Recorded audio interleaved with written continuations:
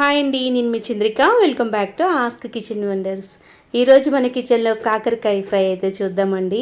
చేదు లేకుండా కాకరకాయ వేపుడిని చాలా సింపుల్గా చేసుకోవచ్చు. కాకరకాయ అంటే ఆమడి దూరం పారిపోయే వాళ్ళు కూడా ఇలా ఫ్రై చేసుకుంటే లొట్టలు వేయాల్సిందనమాట.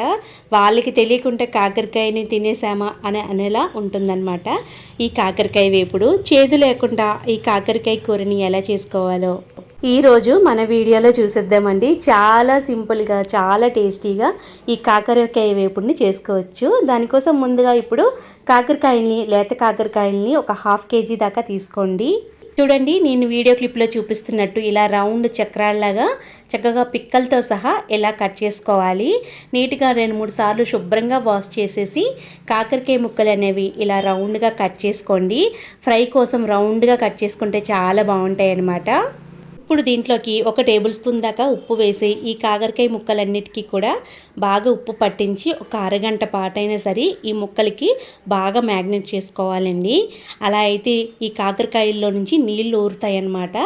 ఆ తర్వాత ప్రాసెస్ అయితే చూసేద్దాము. ఇప్పుడు కాకరకాయ ముక్కలు పక్కన పెట్టేసేయండి ఒక 1/2 అవర్. వేరే కడాయిలోకి ఇప్పుడు కాకరకాయకి మసాలా అయితే రెడీ చేసుకుందాము. శనగ పలుకులు 2 టేబుల్ స్పూన్లు, 1 టేబుల్ స్పూన్ శనగపప్పు, అలాగే మినపప్పు 1 టేబుల్ స్పూన్ వేసుకోండి. వేసుకొని పల్లీలు ఈ పప్పులు కూడా కాస్త దోరగా వేగాలి. మీడియం ఫ్లేమ్లో పెట్టుకొని ఈ దినుసుల్ని చక్కగా వేయించుకోండి. ఇప్పుడు దీంట్లోకి 1 టీ స్పూన్ దాకా జీలకర్ర, అలాగే కారానికి తగ్గట్టు ఒక 6 లేదా ఒక 5 వరకు ఎండుమిర్చి వేసుకోండి. ఎండుమిర్చి వేశాక మరొక 2-3 నిమిషాలైనా వేయించామంటే దినుసులు అనేవి కరెక్ట్గా వేగిపోతాయండి. ఇలా చక్కగా దోరగా వేయించాక వీటన్నిటినీ కూడా ఒక ప్లేట్లోకి తీసేద్దాము. తీసేసి పూర్తిగా చల్లారబెట్టుకోవాలి. ఆ తర్వాతే మనం మిక్సీ పట్టుకోవాలన్నమాట. ఈలోపు కాకరకాయల్లో నుంచి నీళ్లు ఊరేయలేదు చూద్దాము. చూడండి, ఇక్కడ కాకరకాయ ముక్కలన్నిటికీ ఉప్పు బాగా పట్టి కాస్త మెత్తబడతాయి అన్నమాట. ఇలా మెత్తబడ్డాయి అంటే చేత్తో బాగా ఇలా స్మాష్ చేసుకుంటే నీళ్ళు అనేవి చూసారా అడుక్కి ఎంత వచ్చాయో.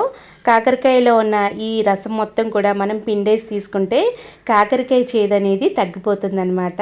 ఉప్పు వేయడం వల్ల ఇలా చేసుకోవాలన్నమాట. ఇలా చేత్తో బాగా పిండేసి మనం కర్రీ ప్రాసెస్ అయితే చేసుకుందాం. ఇప్పుడు ముందుగా మనం దినుసులను అయితే వేయించుకున్నాం కదా, ఎండుమిర్చి, పల్లీలు, పప్పులు చక్కగా ఇలా వేసేసి మిక్సీ జార్లోకి కొంచెం బరకగా దీన్ని గ్రైండ్ చేసుకోవాలి. ఇప్పుడు ఫైనల్గా దీంట్లోకి ఒక 7-8 వరకు వెల్లుల్లి రెబ్బలు పొట్టుతో సహా వేసి దీన్ని మెత్తగా గ్రైండ్ చేయండి. చూడండి, ఇక్కడ నేను వీడియో క్లిప్లో చూపిస్తున్నట్టు పౌడర్ మొత్తం కూడా కచ్చాబచ్చాగా ఇలా ఉండాలి. మెత్తటి పౌడర్లా కాకుండా ఇలా బరకగా ఉండాలన్నమాట. మనం పల్స్ మోడ్లా గ్రైండ్ చేసుకుంటే పౌడర్ అనేది చక్కగా ఇలా వస్తుంది. ఇప్పుడు ఈ పౌడర్ని సిద్ధం చేసుకుని పక్కన పెట్టండి. ఇప్పుడు కాకరకాయ వేపుకోవడం కోసం ఒక కడాయి తీసుకొని ఒక 2-3 టేబుల్ స్పూన్ల వరకు ఆయిల్ వేయండి. ఆయిల్ బాగా హీట్ ఎక్కిన తర్వాత 1 టీ స్పూన్ దాకా ఆవాలు, ఒక 3-4 రెమ్మల వరకు కరివేపాకు, ఒక పెద్ద సైజు ఉల్లిపాయలు తీసుకొని ఇలా చిన్న ముక్కల కింద తరిగి ఒక ఉల్లిపాయ మొత్తాన్ని కూడా వేసేసి చక్కగా ఆయిల్లోని బాగా ఫ్రై చేయాలండి. ఉల్లిపాయలు కాస్త మెత్తబడేంత వరకు కాస్త వేయించుకోవాలి. కాస్త ఇలా ఉల్లిపాయలు బాగా మెత్తబడితే ఫ్రై కోసం ఉల్లిపాయలు ఈ విధంగా బాగా మగ్గించుకోవాలన్నమాట. కంటిన్యూస్గా కలుపుతూ ఇలా బాగా వేయించుకోవాలి. ఇలా వేగాక మనం కాకరకాయ ముక్కలన్నీ ఇలా గట్టిగా పిండేసి ఇలా వేసుకోవాలండి. మొత్తం కాకరకాయ ముక్కలన్నీ కూడా వేసేసిన తర్వాత దీంట్లో ఉన్న రసాన్ని బయటికి సపరేట్ చేసేయాలన్నమాట. గట్టిగా చేత్తో స్మాష్ చేస్తూ రసాన్ని తీసి ఇలా రసాన్ని సపరేట్ చేసేసేయండి. ఇప్పుడు దీంట్లోకి రుచికి సరిపడగా 1 టేబుల్ స్పూన్ దాకా ఉప్పు వేసుకోండి. అలాగే 1/2 టీ స్పూన్ దాకా పసుపు కూడా వేసేసి లో ఫ్లేమ్లో పెట్టి ఈ కాకరకాయ ముక్కలు కంటిన్యూస్గా కలుపుతూ బాగా వేయించుకోవాలి. లో ఫ్లేమ్లో పెట్టి కనీసం 10 నిమిషాలు ఈ కాకరకాయ ముక్కలు బాగా ఫ్రై అయ్యేలాగా చక్కగా కలుపుకొని మధ్య మధ్యలో చూసుకుంటూ కాకరకాయ బాగా ఫ్రై చేసుకోవాలి. 90% ఇక్కడే కాకరకాయ ఫ్రైని బాగా వేయించేసుకోవాలన్నమాట. మూత పెట్టి మధ్య మధ్యలో చూసుకుంటూ కాకరకాయ మొత్తాన్ని కూడా బాగా ఫ్రై చేయండి.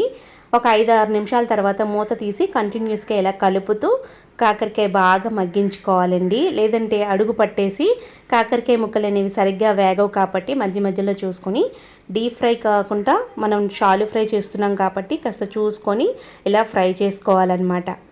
కాకరకాయ వేగడానికి కనీసం మనకి 7-8 నిమిషాలైనా పడుతుందండి. మూత పెట్టి చక్కగా వేయించేసుకోండి. చూడండి, ఫైనల్గా అడుగు పట్టేంత వరకు అడుగు పడుతుంది కదా కాకరకాయ అనేది, ఇలా వేగిపోవాలన్నమాట. ఇలా చక్కగా ఇలా వేగిందంటే కాకరకాయ మొత్తం వేగినట్టే అన్నమాట. ఇప్పుడు దీంట్లోకి మనం ఫైనల్గా గ్రైండ్ చేసుకున్న ఈ పప్పుల పొడి అయితే వేసేసుకుందాము. బాగా వేగిపోయింది కదా కాకరకాయ. ఈ టైంలోని పొడి వేసిన తర్వాత మరొక 2-3 నిమిషాలు ఈ పొడిలో కాకరకాయ కలిసిపోయి బాగా ఫ్రై చేసుకుంటే కూర అయితే రెడీ అయిపోతుందండి.